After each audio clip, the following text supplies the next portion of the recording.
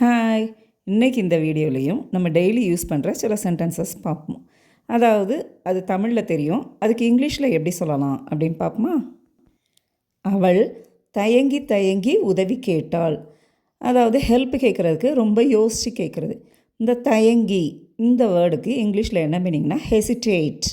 அப்போ இதை சென்டென்ஸாக சொல்லத்தில் she hesitantly asked for help.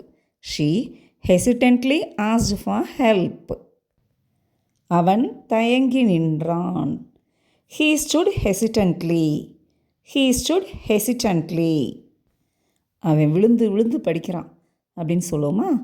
அதை இங்கிலீஷில் எப்படி சொல்லலாம்னா He studied tirelessly. He studied tirelessly. மழை விட்டு விட்டு பெய்தது. மழை விட்டு விட்டு பெஞ்சா இதை எப்படி சொல்லலாம்? It rained on and off. It rained on and off. இப்படியும் சொல்லலாம். அல்லது the rain fell intermittently. The rain fell intermittently. இப்படியும் சொல்லலாம். both are correct. ஃபோனில் சிலருடைய வாய்ஸ் நமக்கு விட்டு விட்டு கேட்கும். அப்போ சொல்லுவோமா, உன்னுடைய சத்தம் விட்டு விட்டு கேட்குது.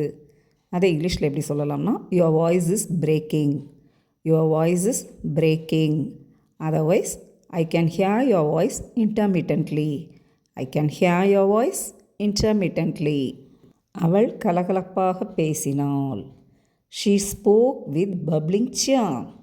She spoke with bubbling cheer. அவள் கலகலவென சிரித்தாள்.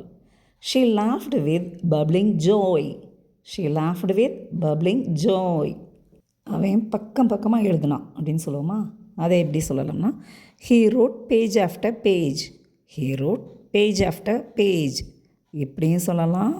Otherwise, his words flowed endlessly from one page to the next. His words flowed endlessly from one page to the next. Okay views, இந்த வீடியோவை பார்த்ததோடு இல்லாமல் டெய்லி லைஃப்லேயும் யூஸ் பண்ணவும் செய்யலாம். ஓகே, பாய்.